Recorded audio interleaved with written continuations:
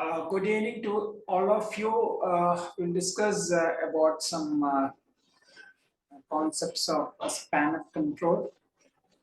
And this span of control is nothing but a supervisor or manager, how many subordinates he can supervise, how many workers he can supervise, number of workers he can control.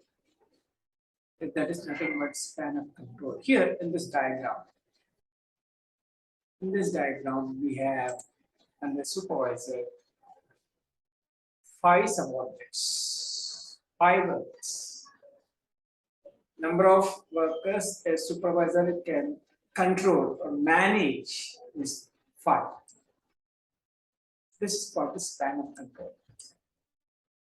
How many number of managers can control or control the number of workers? In this figure, it is shown as 5. Now, the superior or supervisor is a manager. So we can say that a supervisor or manager, how many number in numerical value he can control, number of workers or subordinates. Now, many experts have given the definitions about span of control. We'll look into this. No need of writing all the definitions by all the experts. Just Lewis Allen. The span of control refers to number of people that a manager can supervise. It may be manager or it can be supervisor. Some definition given by the Peterson and Froman, span of control refers to the maximum number of subordinates which may be placed under the jurisdiction or control of one executive immediately superior to them. This maximum number, you can say how many a manager can control, can direct, can command, maximum number. Now, in this case, it is 5. Now, in this case, it is 5. The maximum number is 5 in this case. The supervisor is controlling 5 subordinates or 5 workers. Now, what is the span of control? Ideal span. Ideal span should be the number of subordinates, which cost should be less and provide more benefit to the management or more strength to the management. That is the meaning of ideal span. This is the important word, ideal span. Okay, so the manager should control this number of subordinates so that the cost should be very less to the management and it should provide more benefit, more advantageous position to the management. This is called the ideal span. Now, there are 2 types of span of control. One is wider span of control. That means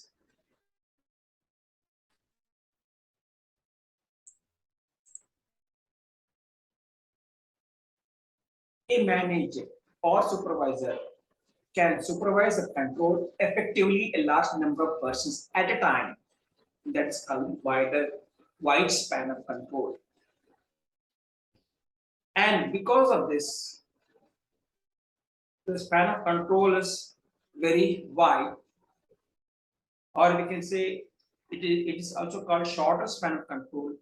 It will lead to number of levels in the organizations, and that's also called tall organizations. Wide span of control, it will lead to effective communication, better supervision, better coordination, and it will be suitable only for routine and easy jobs, prompt response from the employees, Now, this is the benefits you will get if you have tall organizations or wide span of control. Now, this is for the example of wide span of control. Manager one and is controlling 6 employees. Right. The number of subordinates manager is controlled is 6. And then each employee is having a position of authority on 5 other employees. So here the span of control is at least 5 in case of each employee. And in case of manager, it is 6. This is an example of wide span of control. And this is nothing but this type of span of control existing in the organization is called the tall organization. Right. So this is called the tall organization. Again, each employee may control another 5 number of subordinates. So the benefits are it is said that it leads to efficient and effective communication, and supervision will be better, and coordination will be better, and it is suitable only for repetitive jobs or routine jobs or easy jobs, and the employees are more skill oriented employees. This is what the example of wide span of control or wider span of control. The second span of control is narrow span of control. What happens in this span of control? It will lead to more levels of management, and it leads to tall organization. As work is divided, authority is divided among many subordinates, and a manager can control only a small group of people. That's called the narrow span of control. It leads to tall organization. Here, a manager one, he is controlling 3 employees. Under each employee, he is controlling 2 other employees. So here, each employee is having a position of authority for 2 other employees. Here, the span of control for each employee is 2. As for manager, the span of control is 3. Now, if it is narrow, what happens? The structure of the business firm, the structure of the organization will be tall, and it leads to lot of demerits, lot of disadvantage, ineffective, inaccurate, and incomplete communication, which lead to decreased morale, increased salary cost, and red tapeism. That is the major disadvantage of narrow span of control.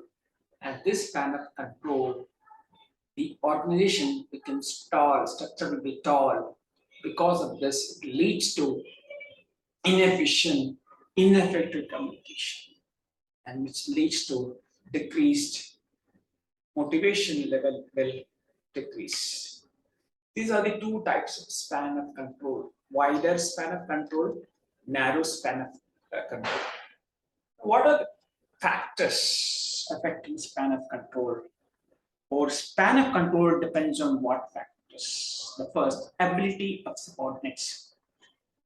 I discussed that if the workers are skilled enough, more competent enough to complete the allotted job, then the superior may not require that much attention to them.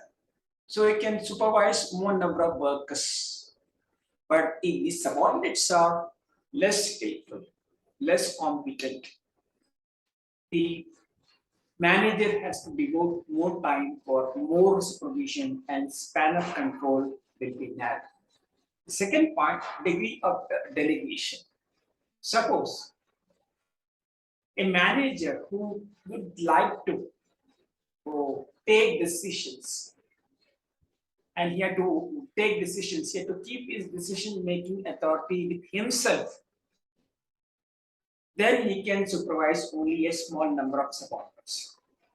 Suppose you want to transfer a part of the authority to the subordinates, then he can supervise a greater number of workers or greater number of subordinates. This is nothing but degree of delegation.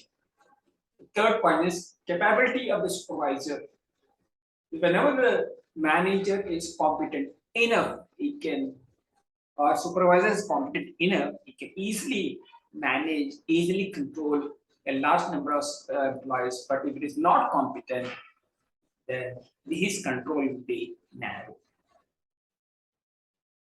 Next, age of the organization. If the organization is older, then span of control is wider. If it is new one, then span of control is narrow. Because in the old companies, old business firms, things get stabilized. Next fifth point is nature of work. As the work is more routine, the span of control can be wider. Okay, it may be a flat organization, not tall organization. But nature of work is unique, a complex nature, the span of control will be narrow. Geographical dispersion. Suppose if the branches of business are widely spread, span of control will be smaller. Suppose less number of branches, the span of control will be larger. These are the different points, these are different factors which have impact on a span of control, like communication system, well-organized and proper communication systems, the span of control will be larger, and the communication systems are not organized properly, the span of control will be narrow. The use of technology, and because of automation, the span of control will be larger. If the organization use less technology, the span of control will be narrow. The level of management, the higher the superior, the narrow the span of control based on empirical studies. So these are the factors which have impact on a span of control. As there are other factors, you can read from this PDF. Now, a famous management expert, Kunas, a French management expert, he has analyzed the possible number of relationships that can happen for a given span of control. As he says, as the number of subordinates increases arithmetically, the number of relationship increases geometrically. There are three types of superior subordinate relationship. This is identified by Kunas, is a French management expert. Now, M is a manager, subordinate 1, S1, subordinate 2, S2, subordinate 3. Now we can form three different types of relationship between the manager and each subordinate. First is direct single relationship. The first and foremost type of relationship is direct relationship between superior and subordinates. Suppose if M is a superior, M is a manager, S1, S2 are his workers or subordinates, then the relationship will be 2. That means M with S1 and M with S2. This is called direct single relationship. Second one, direct group relationship, because if you assume there are 3 subordinates, M is a manager, M is a superior, the 3 subordinates. Now we work 3 possible combinations. The first combination is M with S1 and S2, and M with S2 and S3. These are based on these are based on group. These are called direct group relationship. Now, third type of relationship explained by Graikunas is the cross relationship. Cross relationship arises among the subordinates under a common superior. Example: S1 with S2 and S2 with S1. When a third subordinate S3 reports to M, the one additional direct relationship will be established between X and P. So, for example, the number of relationship will be increased to 7, S3, S2, S3, S2, and S2, S3, then subordinate 1, subordinate 2, then subordinate 2, subordinate 1, like this. So, the total number of interactions will be 18. If the fourth subordinate is added, the total number of interactions will be 44. Glyconas is devised the mathematical formula as R is equal to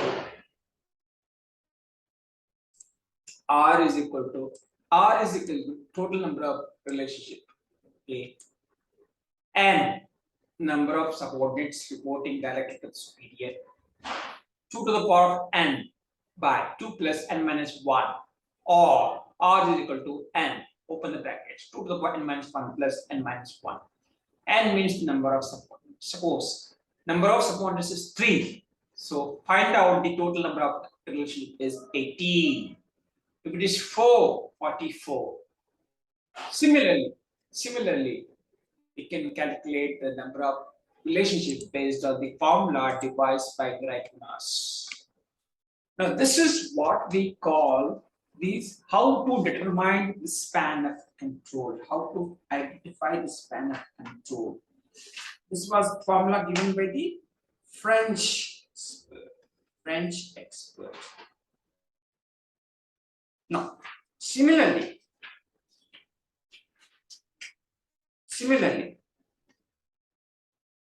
the number of subordinates is 5. The total number of relationship will be 100 using that formula. If it is 6, the total number of subordinate will be 222. So this is what we can say how to determine the proper span, as this is developed by French expert Greichmas. So he has identified 3 types of subordinate superior relationship. One is direct single relationship, the second one is direct group relationship, the third one is cross relationship. Now he has given a table. Number of subordinates is 1, the total number of relationship is 1. Suppose number of subordinates 10, the total number of relationship is 5210. So, according to Greichmas, a manager can effectively supervise 6 subordinates or 222's relationship. The number of subordinates here should be 5 or 6, while the lower level number of 20 subordinates is the ideal number. This is what the Greichmas says. But nowadays, there is no specific rule that a manager can control this number of workers or this number of subordinates. What is the advantage of span of control? It can increase efficiency, facilitate better supervision and control, increases goodwill or reputation, and it increases the employee morale and team spirit, and it will have the workers can have better communication, the employees can have better communication, and they coordinate easily, and they can take quick action, and the labor turnover will be very less, and it inculcates discipline and mutual trust, and superiors can concentrate on important work. So this is what we have discussed: span of control, span of supervision, we can see, or span of management. So this is what the topic called span of control. So thank you. Thanks a lot for listening to this video.